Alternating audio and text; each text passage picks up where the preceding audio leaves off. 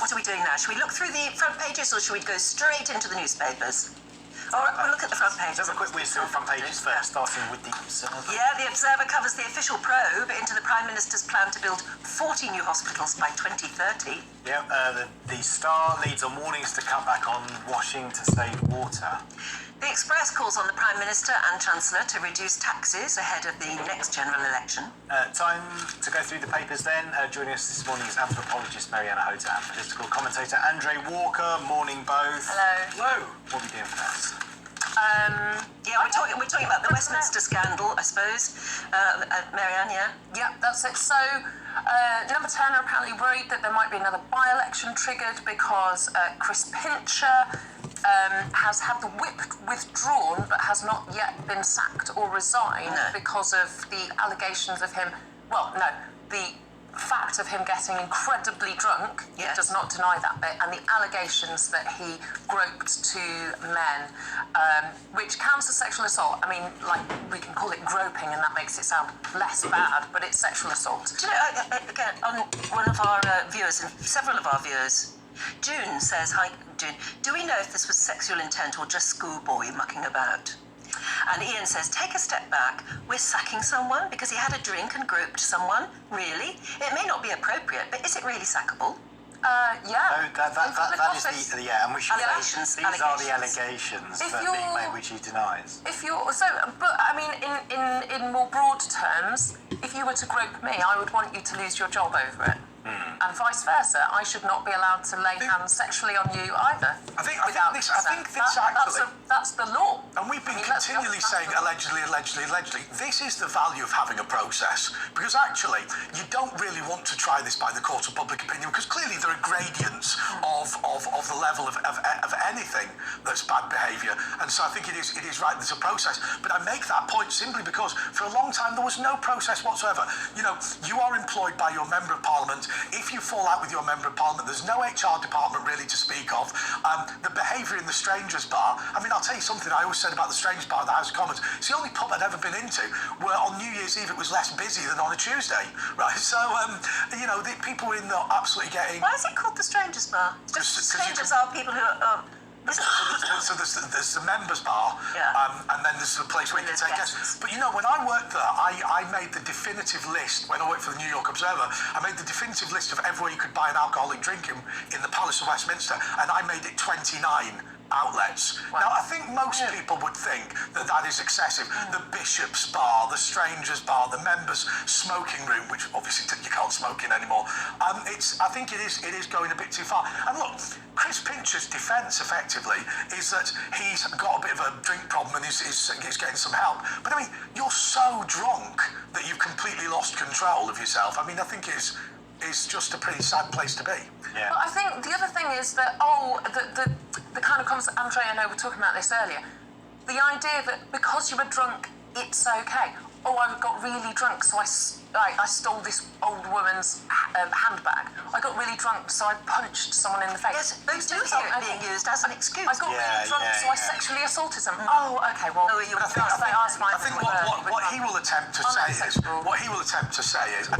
whether he's right to do this, whether he should get away with it, but he's going to try and push it towards, I've got an alcohol problem that I'm now seeking treatment for. Now, you know, whether that is acceptable to people, I guess it's going to depend on whether the rest of the allegations were proved and to what extent they were serious. I think the broader question is, from Boris Johnson and the rest of government, are we seeing the right response? So, out with the specific allegations about this particular individual, Chris Pincher, is this actually something about standards that we expect from people in positions of public authority, public servants, and do we expect it better? Should we kind of say, hang on a minute, allegations of compromising situations for the Prime Minister and wanting to give his then girlfriend, you know, a six-figure job, things over corruption over PPE scandals, things over allegations and kind of the fact that, you know, the government are more willing to write off huge fraudulent debts rather than... so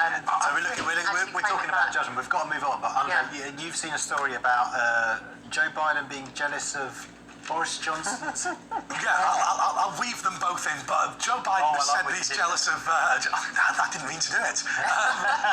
But he said he's jealous of Boris Johnson's hair. By the way, arguably, I was so drunk I didn't know what I was doing. He's actually not as bad as, pincher by name, pincher by nature, let's hire him anyway. Right? But I'll throw that out. But apparently, look, the American president is really, jealous of a number of people's hairs. Apparently, he likes James Corden's hair and he likes Harry Styles' hair. Now, I've got to be honest with you, I'm no fashion guru, but Harry Styles dressed like my grandmother. But this is an old man just saying he wish he had more hair, isn't it? I mean, he's very old. Who says that he's saying this? Where's this coming from? Good point, right? Just kidding. Talk amongst yourselves. He gave an interview to, Hello magazine or something. He did.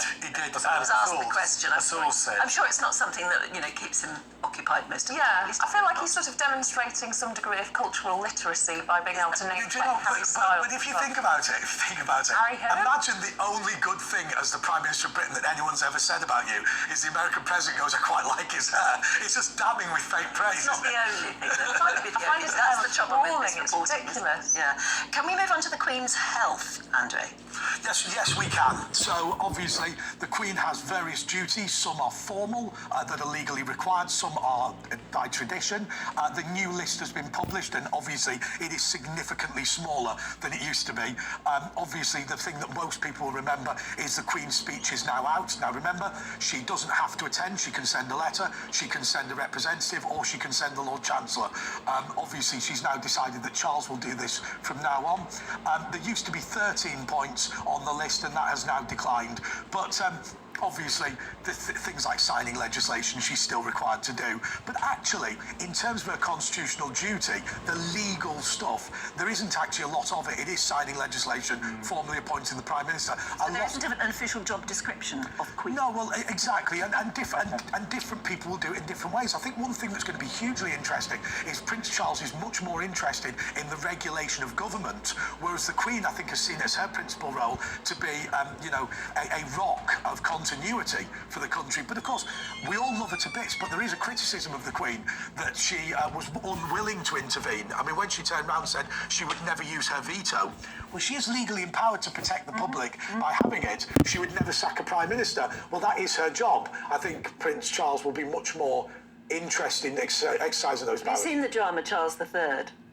No. Oh my goodness, you've got to see it. Yeah, it was an award-winning play on the West End for a couple of years, and they've now made it into a movie. And it takes the situation where the Queen has sadly died and Prince Charles has become the monarch, and he has a serious falling out with his own Prime Minister, and it gets to the point of tanks on the front yard of Buckingham Palace. It is brilliantly written. It's also written in sort of Shakespearean language. I can't remember, I wish I could remember the name of the playwright. I'll write up. It is absolutely brilliant, but it takes that very scenario that Charles is going to be a very different sort of monarch, and it will mean that occasionally he will actually noticeably disagree with his own government. Like Barlett was the playwright, and he refuses to sign an act of law. He refuses to sign it. But we teach kids in school that Britain has a bicameral system, that it has 2 chambers of Parliament, and that is simply not true. There are 3 chambers of Parliament. The Lords, the Commons and the Crown all have to agree for legislation to pass. And if one vehemently disagrees, well, ultimately any act of law has to be signed by the monarch. Yes. It has to have the signature of the King or Queen, and if he or she refuses, that causes a constitutional crisis, the like of which has never actually happened. Yeah, well, but the only first time it happened, the king got his head chopped. It may be legally possible, but will the people buy it? Well, the thing is, what I think you've got to remember is, if you don't want a scenario in which the king or queen has a veto, then change the system. Yes. But what I find, exactly. What I find odd is to turn around and say our system, all these 3 bodies have to agree, but we're just going to pretend that one of them doesn't. Yes, that's right. Which is a bit bizarre. That's sort of what we've got. Yeah, that's right. Yeah. I think we've come to the end of our timing, have we? Yes, we have. Yes, we have. So we'll have to leave it there, Yeah, Marianne. thank you so much for joining us. Thank you. Look forward to seeing you again.